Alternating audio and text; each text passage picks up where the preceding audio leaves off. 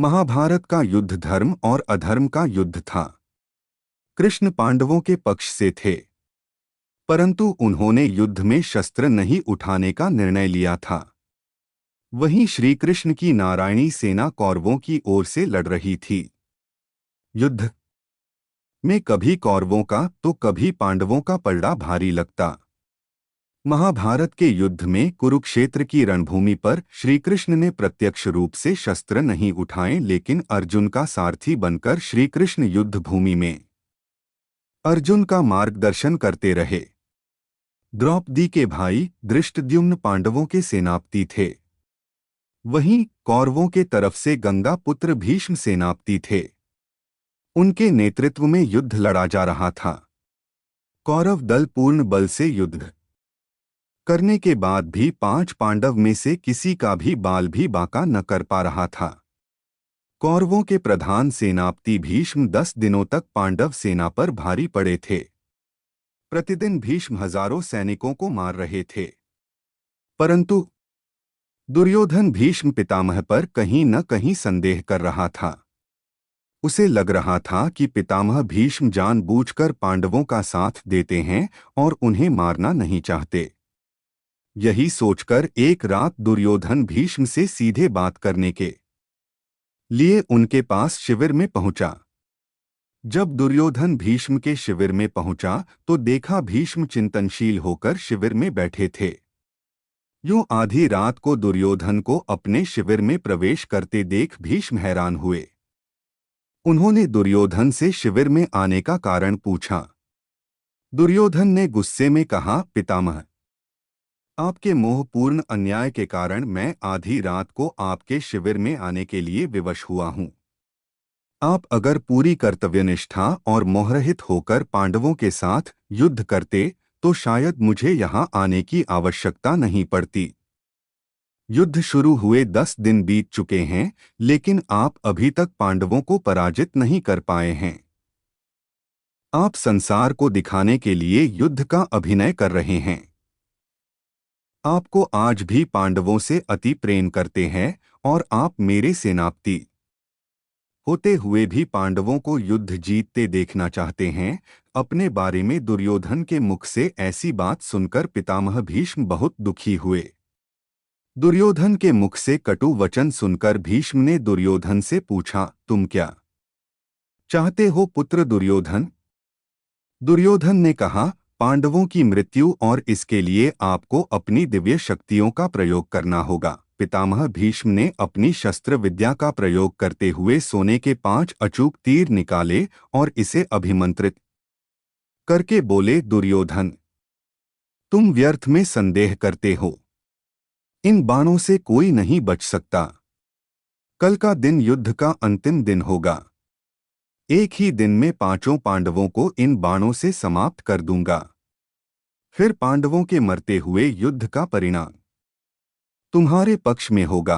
पितामह भीष्म की बात सुनकर दुर्योधन प्रसन्न हुआ, लेकिन अगले ही क्षण उसके मन में पितामह भीष्म के प्रति संदेह उत्पन्न हो गया। कपटी दुर्योधन भीष्म की बातों को सुनकर प्रसन्न तो हुआ, परंतु अब दुर्योधन को भीष्म की बातों में भी छलकपट दिखने लगे। दुर्योधन ने भीष्म से कहा, पितामह, आपकी योजना बहुत अच्छी है, किंतु मुझे फिर भी संदेह हो रहा है कि आप इतनी जल्दी और आसानी से पांडवों को मारेंगे। हो सकता है आप मोहवश या प्रेमवश उन्हें ना मार पाएं। अतः आप इन बाणों को मुझे दे दें। मैं युद्ध भूमि में आपको ये 5 बाण दूंगा और आपको आपके कर्तव्य की याद दिलाऊंगा। तब आप पांडवों का वध मेरे सामने कीजिएगा। दुर्योधन की बात सुनकर पितामह भीष्म ने 5 अभिमंत्रित बाण दुर्योधन को दे दिए। दुर्योधन अपनी संभावित जीत पर बहुत खुश था। वह बाण लेकर अपने शिविर में चला गया। भीष्म के शिविर के पास पहरा दे रहे पांडवों के एक गुप्तचर ने सारी बातें सुन ली। उसने महाराज युधिष्ठिर को आकर सोने के बाण के बारे में सूचना दी। तब भगवान श्री कृष्ण भी वहीं थे। युधिष्ठिर ने भगवान श्री कृष्ण से कहा, हे गोविंद, पितामह के इन तीरों के प्रतिकार हम कैसे करें? इस बात को सुनकर श्री कृष्ण युधिष्ठिर संग तुंगरथी अर्जुन के शिविर में पहुंचे और अर्जुन को पूरी घटना बताई। श्री कृष्ण ने अर्जुन से कहा कि पार्थ, तुम्हें दुर्योधन से उन 5 बाणों को मांगना होगा। श्री कृष्ण की बात सुनकर अर्जुन ने अचंभित होकर पूछा, दुर्योधन भला वो तीर मुझे क्यों देगा? तब श्री कृष्ण ने अर्जुन को स्मरण दिलाया कि एक बार अर्जुन ने दुर्योधन को यक्ष और गंधर्वों के हमले से बचाया था।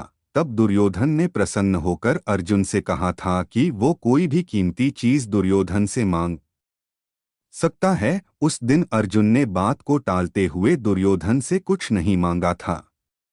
अब वो समय आ गया है। अर्जुन को श्री कृष्ण की बात सुनकर सब स्मरण आ गया। युधिष्ठिर की आज्ञा से अर्जुन दुर्योधन के शिविर में पहुंचे। दुर्योधन अचानक अर्जुन को अपने शिविर में देखकर सशंकित हुआ। अपनी शंका को छुपाते हुए जोर जोर से हंसते हुए दुर्योधन ने अर्जुन से कहा, आओ अर्जुन आओ। क्षमा मांगने आए हो क्या? तुम्हारे प्रिय पितामह ने जो तुम्हारी सेना के साथ किया उससे भयभीत हो क्या? इस रात्रि में आने का क्या कारण है? बताओ, क्या सहायता मांगने आए हो? अर्जुन ने कहा, भ्राता दुर्योधन, प्राणिपाद, सही समझा। अपने मैं आपसे याचना करने ही आया हूं, परंतु मेरे मांगने से पहले ही आप उसे देने के लिए विवश है। दुर्योधन हंसता हुआ बोला, मैं विवश हूं अर्जुन। याचक विवश होता है, दाता नहीं। परंतु कोई बात नहीं अबोध अर्जुन, तुम मांगो।